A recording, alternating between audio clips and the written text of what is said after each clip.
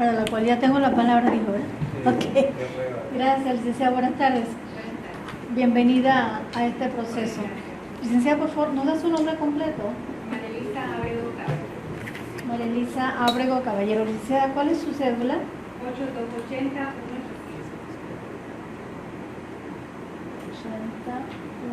80187. Gracias. Por favor, ¿nos recuerda a qué sala aspira? Sala tercera. Tercera como principal.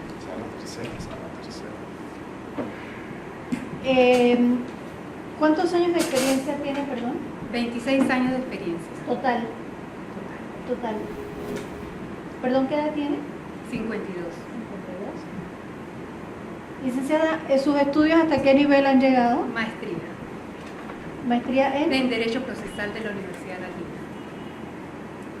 Muchas gracias, licenciada. Voy a pasar a hacerle la primera pregunta del cuestionario que tiene, que conoce, ¿verdad?, de antemano.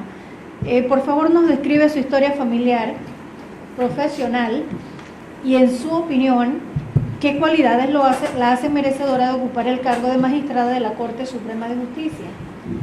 Por favor, nos brinda elementos que sustenten su decisión. Adicionalmente, nos explica un poco sus cualidades para el cargo y su experiencia trabajando en equipo. Muchas gracias a la Comisión Evaluadora por esta oportunidad que me conceden de hablar de mí, porque no todo el tiempo uno va haciendo una vida profesional y no todo el tiempo uno tiene la oportunidad de hablar de uno y de lo que uno ha hecho. Pues bien, mi nombre es Marelisa Ábrego Caballero, nací el 18 de septiembre de 1967, de mis padres, Rigoberto Ábrego Villamonte y Etelvina Cede Ábrego. Mi papá falleció hace unos 8 años y bueno, ellos dos conformaron un matrimonio, gracias a Dios, de 45 años. Tengo 2 hijos, estoy casada hace 25 años y en realidad mi esposo y yo tenemos 32 años de noviazgo y amistad y ahora matrimonio, tenemos 32 años juntos. De esa unión tenemos 2 hijos, Irving Alejandro Mendoza y Alessandra María. Irving Alejandro es ingeniero industrial, ya está trabajando, graduado de la Universidad Tecnológica, y Alessandra está estudiando segundo año, está empezando segundo año de la UPA. Retornando un poquito y para que no se me quede en el tintero, mi papá fue funcionario de la Universidad de Panamá, donde logró ser jefe de presupuesto, y mi mamá también fue por muchos años, ambos, mi papá como 40 años, funcionario de la Universidad de Panamá, y mi mamá fue funcionaria de la Caja del Seguro Social en la de cuentas individuales. Pues bien, me graduó en 1985 del Instituto Fermín Odoh.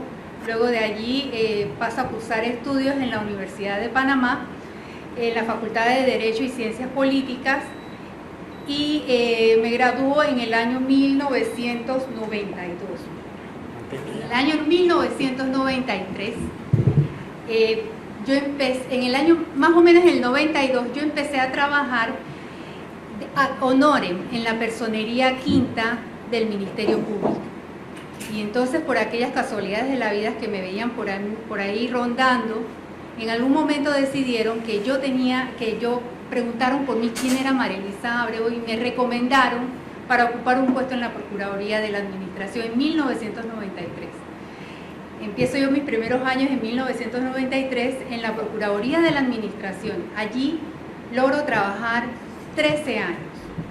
En la Procuraduría de la Administración, esa fue mi primera escuela. Allí nosotros practicábamos pruebas, interponíamos, contestábamos las demandas contencioso-administrativas, de nulidad, de viabilidad jurídica, de todo aquello lo que las materias propias de la Procuraduría de la Administración. En el 2006 yo me mudo a la Procuraduría General de la Nación.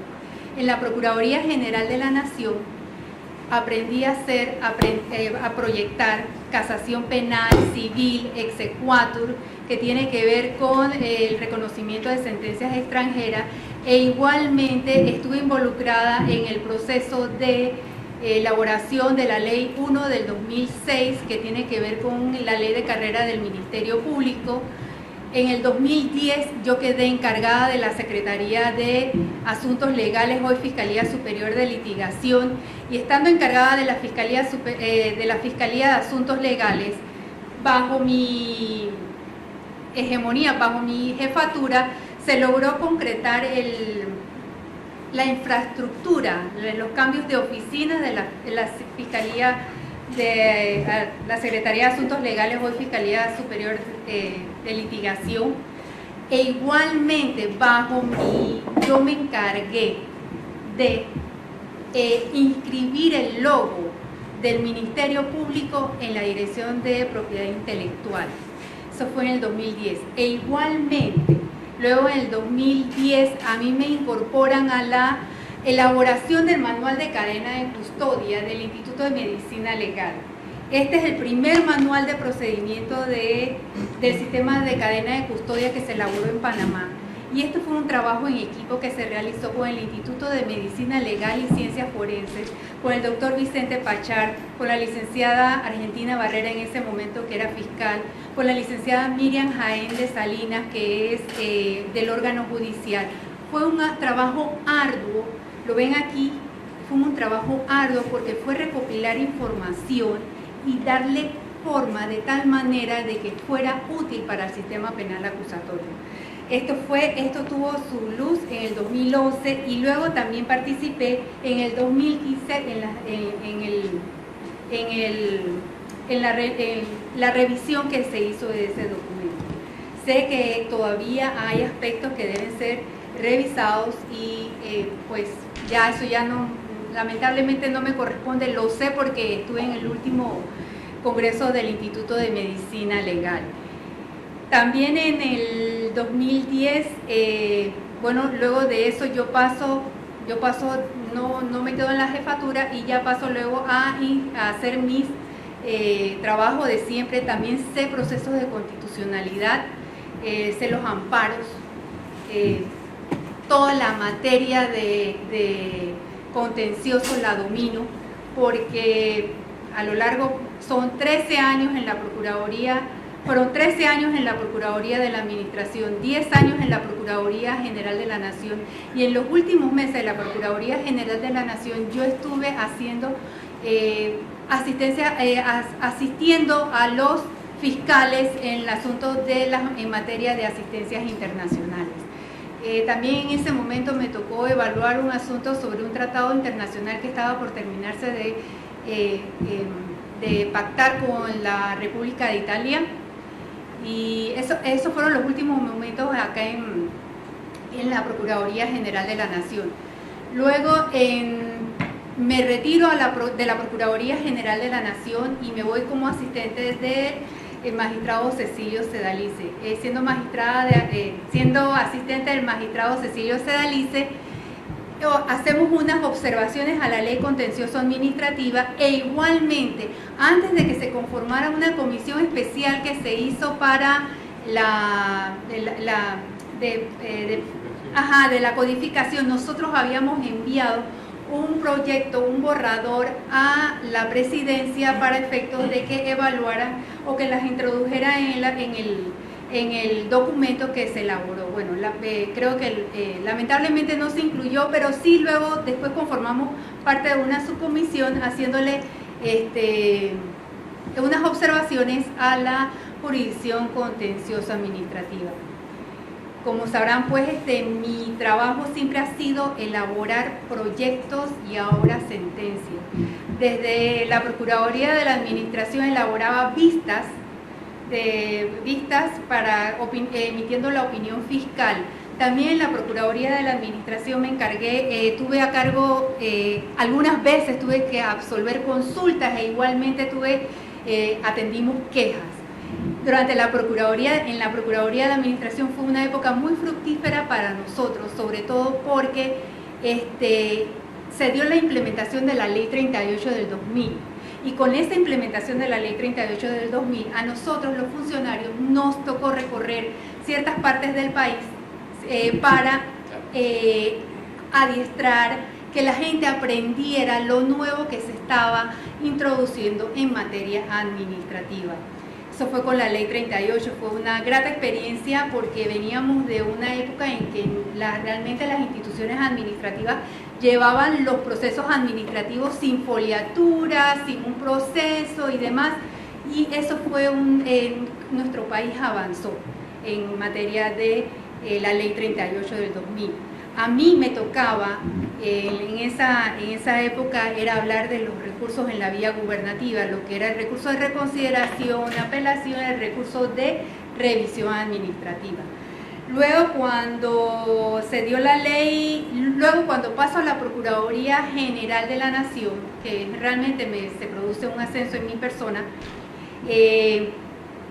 allí también me involucro en varias materias no solamente de casación penal, civil, exequatur, que era lo que se veía allí, sino también en asistencias y absolver preguntas a los funcionarios administrativos que tenían preguntas sobre procedimiento administrativo. Junto con la Ley 1 del 2009 se implementó lo que es el Consejo Disciplinario. Ese Consejo Disciplinario hubo que encontrarle fórmulas para que se integrara adecuadamente, porque él tenía que estar integrado por un funcionario y tuvimos que encontrarle la fórmula para que eso realmente se pusiera en ejecución y finalmente se traduciera en la mejor y la mayor transparencia hacia el juzgamiento de las faltas que habían cometido los servidores del Ministerio Público. También me recuerdo cuando, estando en la Procuraduría General de la Nación, a lo que era asuntos legales, le llegaban las opiniones de cada uno de los fiscales referentes a los delitos penales que en aquel momento se estaba discutiendo el Código Penal. Entonces nosotros recogíamos esas inquietudes y las tratábamos de llevar a la Asamblea Nacional. Luego allí, también participé en una comisión que tiene que ver con la ley general de proceso penal y se le hicieron unas observaciones. Esa comisión en la que participé, en la que fui designada, fue convocada por el magistrado Salas y nosotros nos reuníamos con funcionarios del órgano judicial viendo ya las normas que necesitaban. Obviamente ya era muy prematuro todo esto de ver las normas que necesitaban algún tipo de reforma, pero se hizo esa tarea en la época en que Salas era presidente. Luego pues finalizo mi vida profesional en el Ministerio Público y paso acá a la Procuraduría General, a la Sala Tercera de Asistente. Allí sí ya estoy un poquito más, por la misma forma en que se lleva el trabajo, allí estoy un poquito más reducida, un poco más apagada en el sentido de que la misma seriedad del trabajo a veces y lo solitario que se vuelve el trabajo hace que uno no tenga contacto con el resto de las personas. Las cualidades que me adornan, yo pienso muy humildemente que yo he sido muy responsable, dedicada con mi trabajo, con las instituciones a las que he laborado. Lo que me han dicho, lo que he tratado siempre de hacer es dejarla en alto. He sido siempre estudiosa, yo soy una persona estudiosa del derecho. A veces no me basta solamente una opinión, no me basta, nunca quise ser fiscal, no me planteé eso, me gustaba más era hacer el estudio, en la casación civil, penal, estudiar las figuras, eso era lo que es lo mío. Y ahora todavía estoy en eso, ¿no? De estudiar. Soy buena persona, pienso. Y soy también una persona muy positiva. Creo firmemente en Dios, en la Virgen María.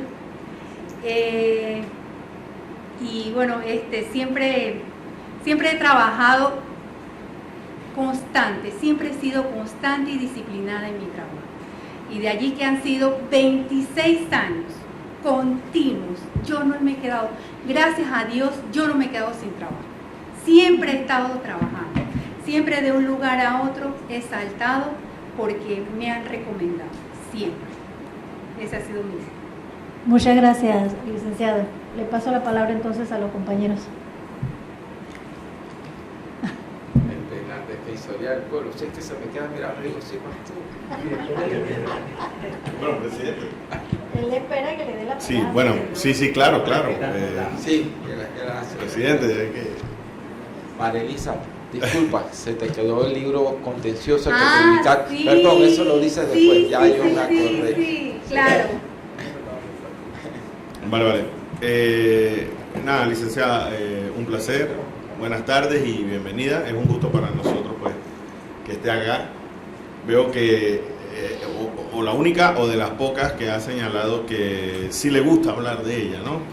Quizás algunos otros aspirantes han dicho que no, que les cuesta hablar, pero usted ha mencionado que le gusta hablar. Me parece que es motivo de orgullo como siempre y la felicito por eso. ¿En esos 26 años ha tomado vacaciones? Sí, claro que sí. Es que Claro no, que sí. la justicia es ininterrumpida. No. Hay que descansar también. Muy bien. Voy a pasar o a continuar con el cuestionario que se le anticipó y que lo conoce, ¿verdad? ¿Ha sido usted investigada por alguna causa penal? Y si fuese así, ¿cuál fue el resultado? No, ninguna, y traigo de comprobante el respectivo récord policivo emitida por la DIJ. Muy bien. Segundo o tercero, ¿ha sido usted denunciada o investigada por faltas a la ética ante el Tribunal de Honor del Colegio Nacional de Abogados o ante el órgano judicial, el Ministerio Público o alguna instancia administrativa? En lo absoluto, negativo. Aquí está el comprobante. No creo. Bueno. El padre no cree, vaya a ver. No, yo tenía... Una broma. Vaya a verificar. Gracias, padre. Como que en la Virgen María, yo decía, a ver si creen en Santa Sangre. Muy bien. Bien, una última pregunta y rompo un poco el orden de cómo veníamos trabajando. Pero habló de muchas experiencias que tienen que ver con los análisis del eje ferenda, con las reformas a la ley, con las transformaciones. Yo sí le voy a hacer una pregunta que está acá en el cuestionario, porque quiero ligarla con mucho de lo que usted ha dicho. ¿Considera usted que el servicio de administración de justicia necesita ser transformado? Sí, sobre todo en la jurisdicción contencioso-administrativa. La jurisdicción contencioso-administrativa tiene una legislación que data de 1943, modificada en 1946. Hemos hecho avances, sí se han realizado avances en el aspecto de que se ha creado el Tribunal Administrativo de Contratación Pública, el Tribunal Administrativo Tributario y el Tribunal Administrativo de la Función Pública. Este último no está en funcionamiento. Sin embargo, yo creo que pienso que hay que clasificar las materias que llegan a la sala tercera, porque es el Tribunal Administrativo Tributario y el Tribunal Administrativo de Contrataciones Públicas siguen emitiendo fallos, pero todos ellos siguen llegando a la sala tercera. Hoy en día, los números de casos que han ingresado hoy llegan a 771 casos en la sala tercera. Todos esos casos entre destituciones, contrataciones públicas, impuestos, problemas de tierra. La sala tercera es una de las salas que más maneja negocios. Y eso en realidad, aun cuando se trata de ser ágil, tratar de no mantener que no incurrir en la mora, se hace un número bastante difícil, y eso hace que las personas que lleguen a la sala tercera tengan pleno conocimiento de lo que allí se maneja, porque allí no se llega a improvisar. Las materias que están en la sala tercera a veces son complejas.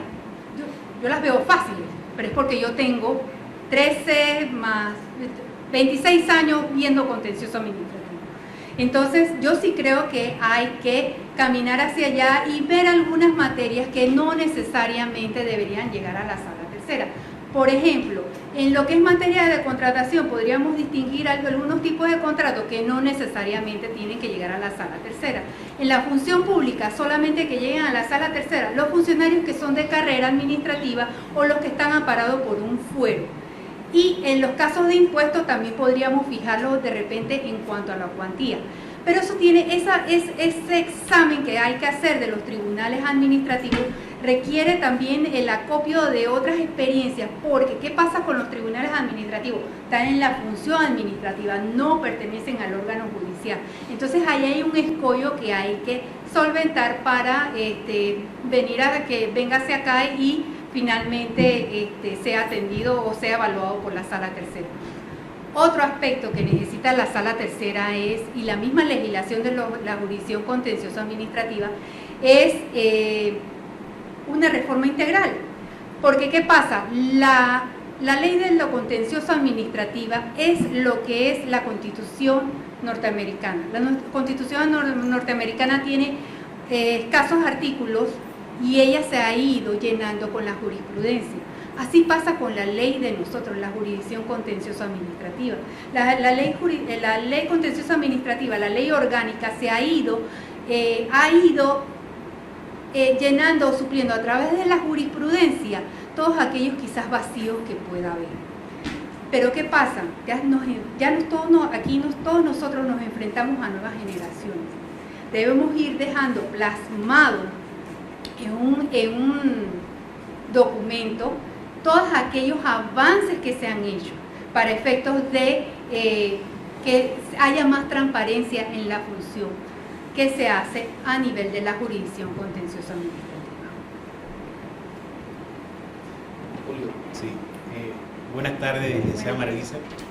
Siguiendo pues la tónica de las preguntas que ya forman parte del cuestionario que ya conocen, vamos a hacerle una que es la número 8, y esta es la siguiente. ¿Cómo garantizaría usted la independencia de la prestación del servicio de administración de justicia en el marco institucional existente? La independencia de la administración de justicia. La independencia de la administración de la justicia yo la veo como un principio, es un principio fundamental. En la administración es un principio fundamental de ética judicial. ¿Qué significa eso? ¿Qué significa? Para mí significa que en los procesos, en las sentencias, que es donde se materializa el sentir o el análisis del juzgador, en esa sentencia tiene que ser valorada la causa de acuerdo con los parámetros legales. Y por otro lado, para mí significa también que independencia en el ejercicio de mi función es que no permitir injerencias ni externas, ni públicas, ni privadas, ni tampoco lo interno. Eso para mí significa la independencia. Marisa, nos cuenta también si tienes alguna visión especial sobre el régimen disciplinario para magistrados de la Corte Suprema de Justicia. Pues bien, el sistema disciplinario de la Corte Suprema de Justicia ha sido reciente, con la ley 53 del 2015, fue regulado a través de una jurisdicción especial de integridad y transparencia. Esta jurisdicción especial de integridad y transparencia está conformada por un tribunal de integridad y transparencia conformada por 3 magistrados elegidos de carrera judicial. Este tribunal especial se encargará del juzgamiento de las faltas cometidas, de los incumplimientos a los deberes, derechos, prohibiciones y faltas a la ética a los magistrados. Pero este es en el aspecto disciplinario. yo sí pienso que el aspecto penal todavía sigue siendo vigente el asunto de que es juzgado por la Asamblea Nacional. Pero a nivel de organización de órganos del Estado, se ha creado este tribunal de transparencia que actualmente, a través de un acuerdo de la Sala Tercera de este año, se dice, es el acuerdo número 284 del 30 de mayo de 2019, que se establece que es la autoridad nominadora la que se encargará de juzgar a los magistrados de la Corte Suprema de Justicia. Me llama la atención que el proceso disciplinario que se sigue es muy parecido al que se sigue a través del Consejo Disciplinario de la Procuraduría General de la Nación. Y lo único que está más detallado, hay los principios, pero es casi lo mismo. Muchas gracias, María.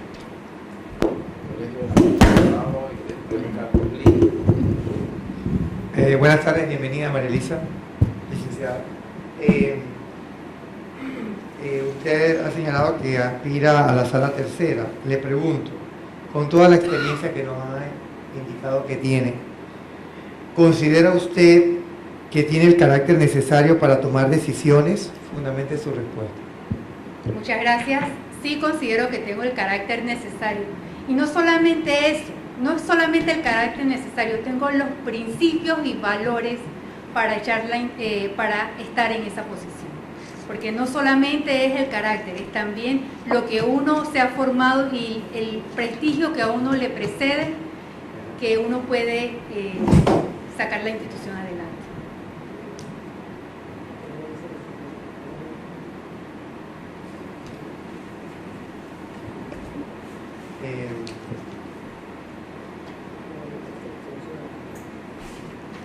¿Qué haría usted si la percepción ciudadana cuestiona su actuación en el desempeño de su cargo de forma que afecte la credibilidad del órgano judicial? Bueno, a lo largo de estos 26 años de ejercicio profesional, yo siempre he estado apegada a mi actuación, mi pensar, mi criterio jurídico. Yo considero de mí, me causa mucha extrañeza hablar tanto de mí, pero considero que un buen criterio jurídico. Y pues si en algún momento se cuestiona mi actuación, yo realmente no creo que sea así. Yo tengo 26 años de estar siempre ungiendo o haciendo trabajo para las personas que están ocupando estos puestos, del procurador de la administración, la procuradora general de la nación. Yo he tenido varios procuradores generales de la nación. Así que yo sí creo que, yo pienso que, como dice mi esposo dice que Julio César dice que nosotros decimos que Julio César, la mujer del César tiene que parecerlo, pero dice mi esposo que Julio César lo que dice es que la mujer del César no solamente tiene que parecerlo, sino inmune a la sospecha. ¿Qué significa eso? Que yo pienso que en el ejercicio profesional, sobre todo siendo magistrados de la Corte Suprema de Justicia, se debe siempre resguardar la actuación de uno, siempre observar la dignidad del cargo y asimismo no dar actuaciones que pongan en tela de duda la majestuosidad del cargo que se ocupa. Uno no debe ubicarse en situaciones que le pongan que la gente cuestione nuestras decisiones durante el ejercicio profesional. Muy bien, gracias. Perdón. Saltea. Disculpa, Carlos. Es que como hace un momento, disculpa. Buenas tardes. Dos cositas. Una, nada más una precisión, que el artículo 151 de la ley 53, que hace referencia a los magistrados de la Corte, dice que se les aplicará los principios, pero por la autoridad competente, sin definir cuál es. Exacto. Sí, pero el otro, que es lo que sí me interesa, es que usted proyecta una dulzura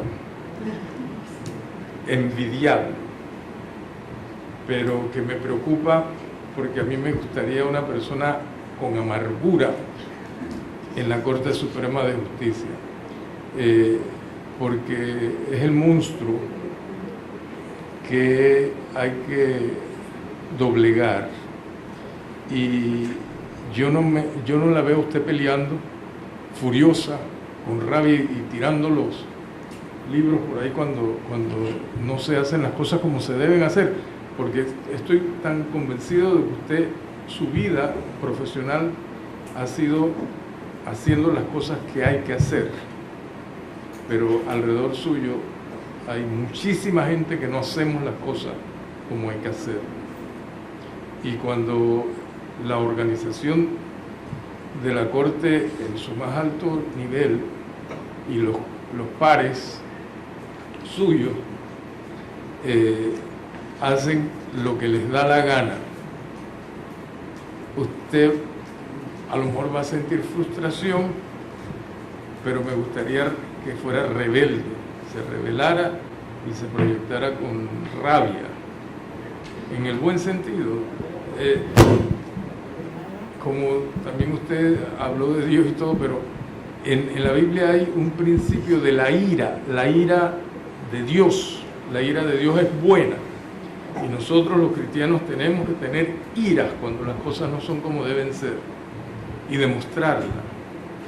Y convénzame que usted, además de la dulzura que tiene, si se enfrenta en una situación como esa, va a demostrar que tiene ira en favor de la administración de justicia.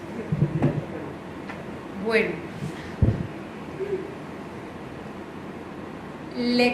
no.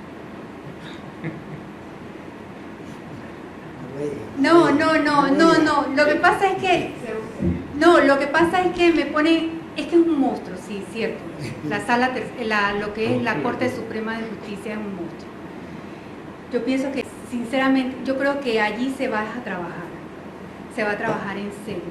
Creo que el respeto te lo ganas todos los días trabajando, y eso es lo que tienes que hacer. No es que te bajas, porque no es el que más grita es el que mayor razón tiene. A veces el que grita es el que no tiene la razón y es el que está perdiendo. Entonces, yo creo que también hay que observar la dignidad del carácter cuando se está allá adentro, porque de nada a mí me va a servir perder, quizás pueda hacer que sí la pierda, pero ahora mismo yo estoy ante quienes me tienen que evaluar para decirme que vaya para la Entonces, yo no puedo, pero ya sentada en una posición, porque me pasa así, sentada en una posición, en un caso, en un proyecto o en una forma de actuar, yo tengo que defender mi caso, como muchas veces la hacía en casación penal. A mí me tocaba en casación penal por 10 años, vamos a redondearlo. Me tocaba ir a las audiencias de casación penal. A mí me tocó en audiencias de casación penal a Fernando Carrillo, al que ahora mismo defiende a Carlos Carrillo. A mí me tocó Ramiro Fonseca. Es decir, yo no es que yo ahora mismo estoy en una posición más... Cómprenme. Una cosa así, ¿no? Pero yo tengo mi criterio y lo tengo bien adesentado, lo tengo fijo. Yo no es que aquí yo vaya, no, porque es que no es el momento, pero sí estoy segura que estando en la sala tercera, mis criterios y mis opiniones me apoyarán, porque yo soy una persona estudiosa y he demostrado a lo largo de muchos años que mi criterio cuenta, mi criterio es válido. No sé si queda contento. Sí. María Elisa, yo lo que iba a decirle a Carlos, plenamente contento. Oye, Carlos, yo le dice, no la sigas picando, que te tira el micrófono. Esa es una broma, Me convenció que sí tiene lo que hay que tener. Además, la ira no siempre es gritando, con dulzura también. Vaya, Carlos, qué bien. Es lo que hay. ¿Viste cómo te convenció?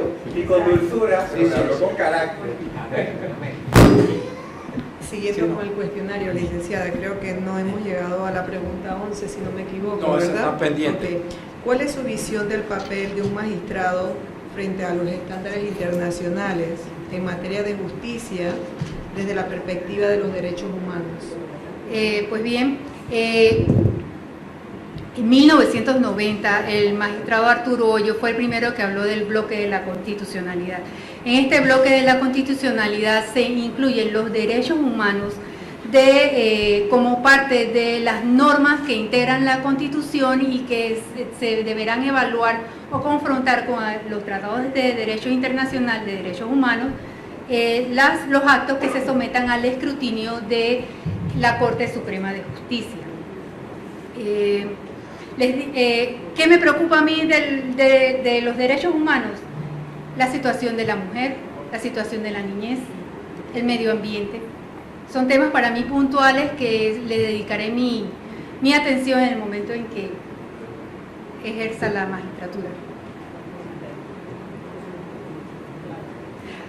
También en el libro hablo sobre tengo un libro que se llama no sé, no lo traje, pero es que yo apunté una hoja dentro de mi currículum en el que estaba.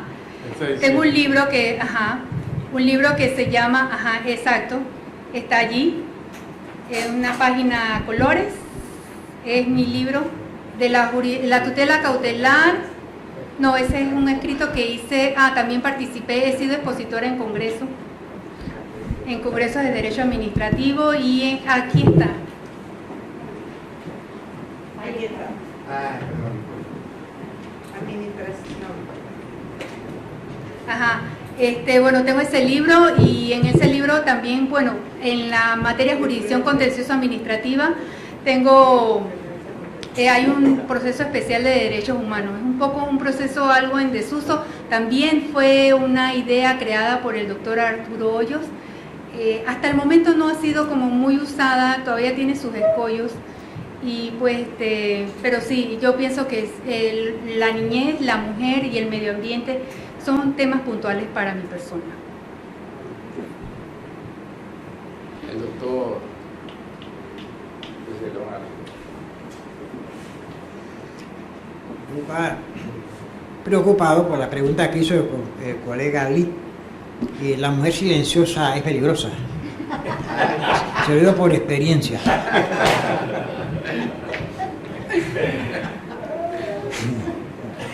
No se rían, no se rían. De llegar usted a ser magistrada de la Corte Suprema de Justicia, ¿qué transformaciones haría usted de inmediato?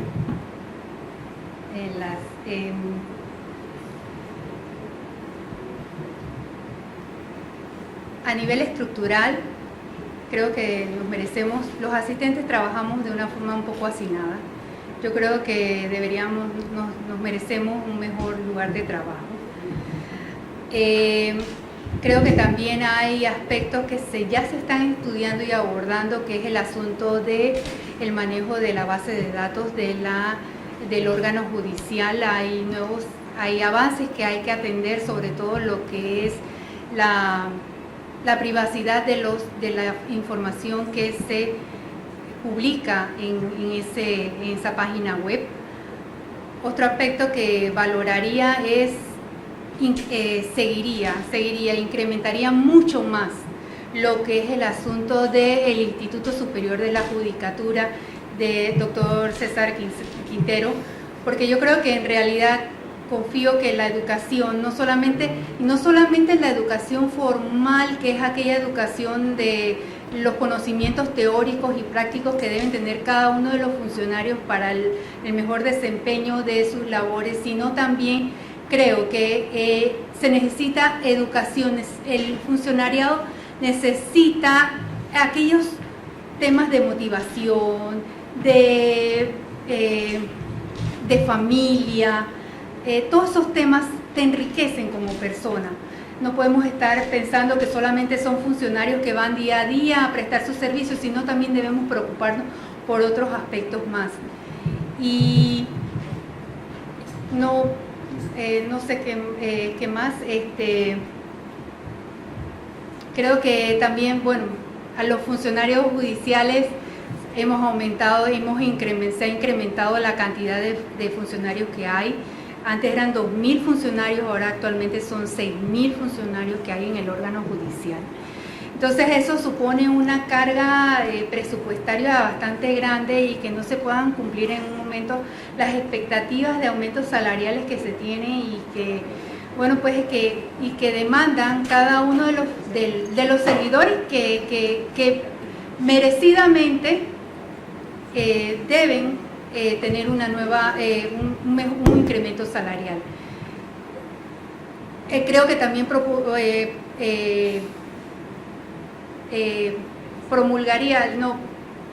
propiciaría el asunto de mayor estudio, mayor escolarización, aunque eso es una cosa que se está trabajando.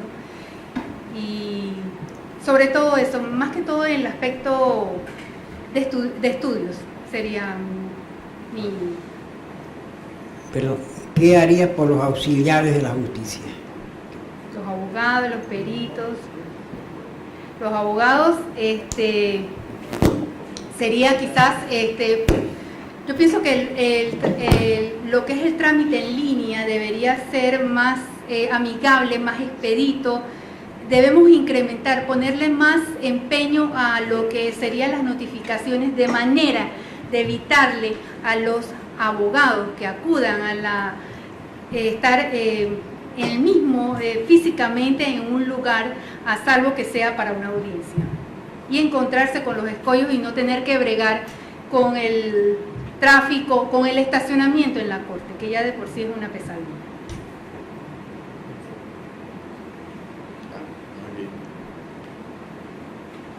Nada más un comentario con la famosa jurisdicción de tutela de los derechos humanos de la Sala Tercera.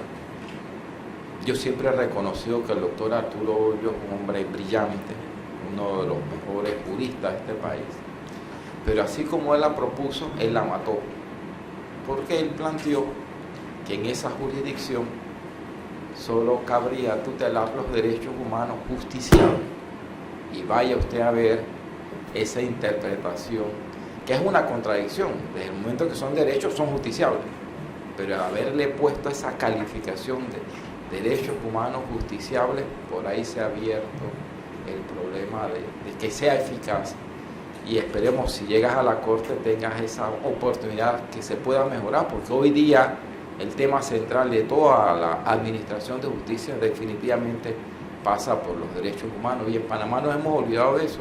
Todo el mundo está concentrado en el tema penal, no digo que no exista, y ahí está ese problema, pero está esta otra jurisdicción. Gracias por estar acá y la mejor de la suerte. Muchas gracias. Bueno, y una última cosa, también he tratado materia constitucional. He elaborado acciones de inconstitucionalidad, vistas, todo eso es lo que ha sido pues mi trayectoria profesional. Muchas gracias por la atención. Pocas veces se da la oportunidad de hablar de uno, así que muchas gracias.